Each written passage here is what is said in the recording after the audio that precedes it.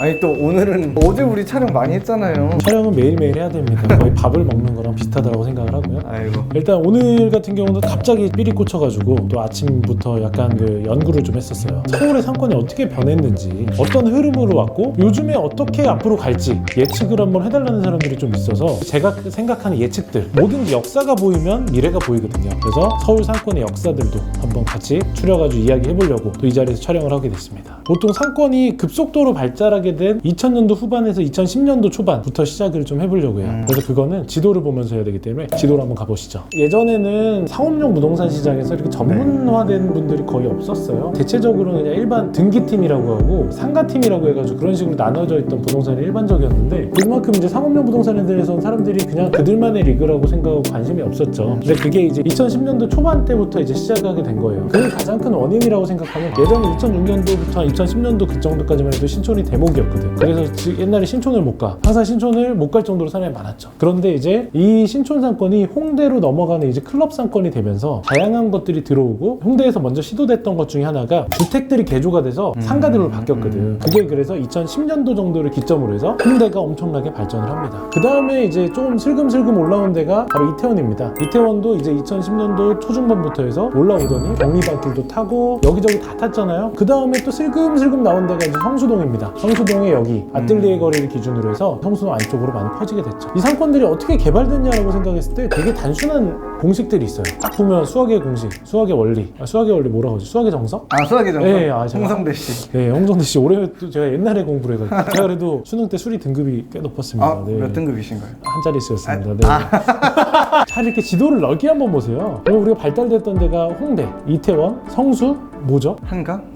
그렇습니다. 한강입니다. 이거는 사실 누구나 아는 거예요. 근데. 너무 당황했습니다. 당황했죠. 맞죠? 네. 이 정도는 뭐 나도 사실 많이 얘기했던 얘기고, 그러니까 결국 2010년도에 사실 트렌드가 한건가 주택의 상업용 부동산화, 즉 주택들을 개조해서 상업용 부동산으로 만드는 리모델링, 그리고 한강변을 중심으로 한 상권들이었던 거죠. 확실한 공통점이긴 하네요. 그래서 사람들이 이런 얘기들을 했어요. 그러면 성수동 다음에 자양동으로 가지 않을까, 아니면 남쪽으로 가지 않을까 했는데, 여기는 성수 전략 정비 구역, 그다음에 이쪽에도 정비 구역들과 이쪽에 재건축 재정비대로 돼 있어요. 그게 뭐냐? 내 맘대로 건물을 지을 수 없고 내 맘대로 뭘 할 수 없다라는 거죠. 즉 여기는 재개발 지역으로 묶여 있다라는 거예요. 그러면 사람들이 안 사겠죠. 그래서 다음에 이쪽으로 커질 거라고 예상했던 분들이 있는데, 이런 규제들 때문에 상권이 커지지 않았다. 즉 이런 것들이 어떻게 보면 반면교사가 될 수 있는 거죠. 상권이 앞으로 어디를 갈지 그거에 대한 예측을 할 수 있는 부분이 됐던 거죠. 그러면 2020년도의 상권의 트렌드는 뭐냐? 이게 너무나도 중요한 것 같아요. 요즘에 제가 제일 많이 하고 있는 게 뭐죠? 방송. 부동산에 방송. 방송 아니, 있잖아요. 저는 사실 다른 게 아니라 요즘에 제일 많이 하고 있는 게 건축이에요. 사실 제가 매입한 땅들에 건물을 지금 2개를 짓고 있어요. 건물을 2개를 지어다 보니까 건물에 대해서 너무 관심이 많고 그런 거예요. 근데 주변 사람들 다 보면 다 짓고 있대. 즉 건축이에요. 요즘에 트렌드. 근데 건축이야 뭐 언제든지 다 했는데 뭐 갑자기 생뚱맞게 건축이냐라고 얘기하잖아요. 이제는 건축을 얼마나 효율적으로 할 수 있느냐, 그게 가장 중요하게 된 거죠. 즉 땅의 용도 지역이 중요하게 된다는 거죠. 용도 지역 당연히 중요한 거 아니냐라고 하는데, 그게 더 중요해졌다. 이제 또 여기서 맹점들이 나옵니다. 제가 오늘 소개하고 싶은 지역들은 군데 없거든. 그렇기 때문에 다음 상권이 어디로 갈지가 대충 보여요. 빨리 알려주세요. 안 됩니다. 고급 정보니까 2편의 기대. 10분에 들어오겠습니다. 네. 돌아왔습니다. 혼자 다 하시네요. 어서 알려주세요. 네, 어서 알려드려야 되겠죠. 제가 뭐 감히 예측한다라는 것보다는 사실 한강변으로 계속 개발이 될 거예요. 한강변으로 북쪽, 남쪽 여기 지역은 계속 유지되고 더 좋아질 건데, 그래도 한 군데를 어떻게 찍어달라고 하는 분들이 좀 많아요. 한 군데 찍어야죠. 최근에 제일 개발 많이 되는데 어딥니까? 성수동이죠. 성수동은 색깔로 보면 무슨 색깔이에요? 멍들었어요. 너무 많이 파서. 요즘에는 멍든 가슴이 가장 중요합니다. 가슴이 멍들 정도로 많이 거래가 된다는 거죠. 그러면 또 서울에서 멍든 데가 어디 있을까? 라고 봤더니 멍든 데가 없어. 어디 있지? 여기네. 영등포? 영등포, 구로, 가산 있죠. 여기서 또 공통점을 찾아야 돼요. 네. 한강. 그렇죠. 그럼 멍든 데 중에서도 한강 근처로 가요. 저기죠. 여기죠. 기가 막히지 않습니까? 근데 사실 이거는 예상했던 분들이 많아요. 네. 근데 상당히 더디게 개발이 됐었어요. 제가 이게 왜 더 개발이 될 것 같다는 생각이 드냐면, 성수동이 요즘 너무 비싸거든요. 성수동에 소위 말해서 너도 나도 다 짓고 있다 보니까 땅값이 너무 올라가. 저희가 그 성수동에 이제 매입을 해서 지으려고 하는 땅도 산 가격에 비해서 벌써 20-30%가 지으려고 하는데 올랐어. 이거 황당한 거야. 그러니까 예전에 저희가 보통 건물을 짓다 보면 플랜을 잡아요. 네. 건물을 지으면 임대료가 얼마일지, 그 다음에 이거를 재매각할 때 우리가 어느 정도로 팔 수 있을지를 다 계산을 하고 가거든요. 최근에 제가 이거 계산하면서 무슨 생각이냐면 계산이 안 되는 거예요. 얼마나 팔릴지 모르겠어요. 그래서 요즘에는 제가 주변에 건물 지으려고 하는 분들이나 사람들하고 얘기를 하면 뭐라고 하냐면 보통은 지을 때 얼마 팔지 포트폴리오를 그리자라고 얘기하는데 이제는 그릴 필요가 없다고요. 일단 지어. 그리고 기왕 지을 거 잘 지어. 그래야지 임대가 잘 들어와. 최근에는 임대 트렌드 자체가 기왕이면 잘 짓고 기왕이면 좋은 건물로 사람들이 월세가 좀 더 비싸더라도 초기 투자 비용이 적은 데로 가려고 해요. 그래서 건축비를 너무 아끼지 말자라고 얘기하고 싶은데 요즘 건축비가 너무 올랐어. 지어보니까 깜짝 놀랐어요, 진짜. 그럼 그때는 어떻게 해야 될까요? 이제 건축비를 좀 합리적으로 뭐 하려면. 비싸도 건축비를 조금 더 들여서 짓는 게 어차피 양도세 할 때 비용 처리도 되고 조금 더 좋지 않을까라고 생각을 해요. 어차피 이득을 번다라고 했을 때 양도세가 보통 40-50% 나가거든요. 네. 그러면 양도세가 어차피 40% 나간다라고 생각했을 때 내가 1억을 더 썼는데 그게 비용 처리가 되면 5천만 원만 더 쓰는 거거든요. 조금 더 그런 점에서는 괜찮지 않나. 그럼 저기는 아까 저희가 자양동에서 봤던 네. 것처럼 막 묶여있거나 이런 건 묶여있는 게 없죠. 여기에 또 장점이 뭐냐면 중공업지거든. 중공업지에다 건물 지어보면 주거지에 건물 못 지어요. 왜냐면 중공업지는 주제가 별로 없거든. 사전도 없어. 내 맘대로 막 건물을 지을 수 있어. 400%씩. 근데 주거지역은 보면 건물 막 이렇게 꺾여 있고 막 미끄럼틀 타고 막 그래요. 물론 이걸 아름답게 잘 꾸며가지고 멋있게 지은 건물들도 많은데 저도 지금 이종 주거지역이랑 중공업지에다 건물을 짓고 있는데 결이 다릅니다.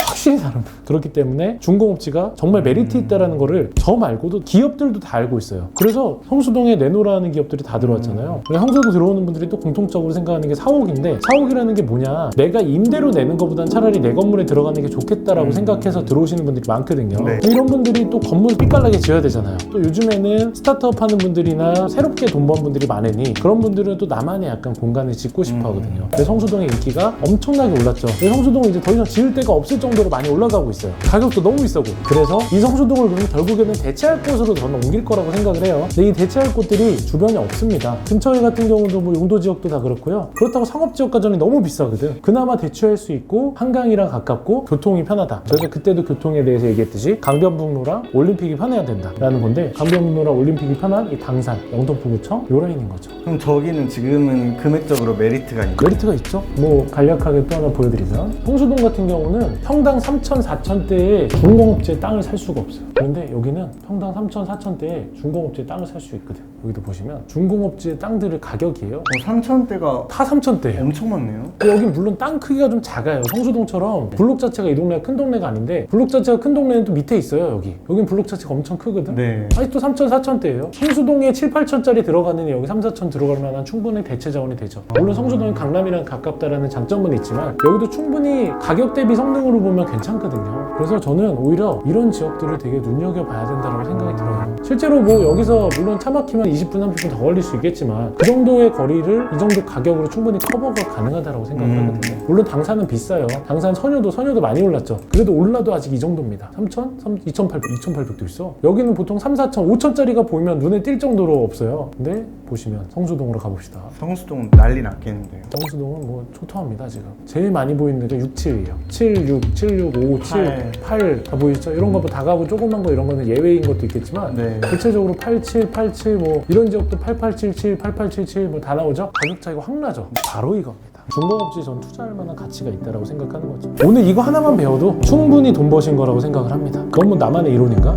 저는 저만의 이론이긴 한데 말씀하셨던 공식에는 딱 부합하는 게 그렇죠. 지금 저 지역이니까. 이게 왜냐하면 상권의 트렌드가 많이 바뀐 것 같아요. 예전에는 골목골목 아기자기하고 재밌는 부딪히고 움직일 수 있는 상권들이 되게 인기가 많았는데 앞으로는 사실 건물 내에서 하거나 아니면 길거리 상권들이 많이 준다라고 하면 멋진 건물 안에서 생활하고 이런 것들로 좀 변화할 수 있다는 생각을 해요. 내부 생활이 더 강화된다는 거죠. 결국 건물을 더 이쁘게 지어야 되고 아름답게 지어야 되고 그리고 확실히 건물을 지어보면 다르거든요. 그렇기 때문에 중공업지에 대한 저는 포인트가 굉장히 중요하지 않나. 앞에서 말했던 내용들은 사실 다 그냥 서두였을 뿐이고 이런 거를 볼 때는 저는 그 영등포구를 투자하는 것도 충분히 가치 있는 선택이 아닌가라는 생각으로 저도 영등포 쪽을 요즘에 많이 보고 있습니다. 오늘 되게 유익한 정보였던 것 같아요. 또 다음 편도 혹시 다음 편 없습니다. 아니 뭐 다음 편 무슨 얘기를 해요, 그죠? 댓글로 또 문의를 주시면. 그러면 저희가 댓글로 또 많은 질문 같은 거 받으면 네, 댓글에서 뭐 일단은 욕설이 나오면 저희가 고소를 할 거고. 네, 농담이고요. 또 그렇게 한번 댓글에서 또 토론을 한번 해보는 그렇죠. 걸로. 댓글에서도 좀 재밌는 얘기를 네. 하면서 했으면 좋겠다라는 생각입니다. 아무튼 오늘 또 쫑PD하고 또 급격하게 빠르게 촬영을 했는데 쫑PD 어땠습니까? 이런 스타일 방송 어때? 집 촬영 치고는 퀄리티가 네, 있었어요. 퀄리티가 있었죠. 네. 저도 대본 하나 없이 어쩐지 역시 표정에 자신감이 있었습니다. 자신감이 아니라요. 그냥 제가 하고 싶은 얘기. 근데 유튜브가 그런 거잖아. 유튜브라는 자체에서 구글에서 유튜브를 왜 만들었냐라고 얘기를 했을 때 모든 사람의 보이스를 담고 싶어서 만들었다라고 얘기해요. 이게 물론 증오를 파는 사람들이나 이런 사람들 때문에 좀 악영향을 주는 경우도 있지만 좋은 영향을 주는 케이스도 있잖아요. 저는 이번에 철수신잡 그 미술편 보면서 조회수는 안 나왔지만 재밌게 봤습니다. 아무튼 저도 좀 더 딱딱하지만 저만의 약간 아이덴티티가 있는 방송을 이어가 보도록 하겠습니다. 감사합니다.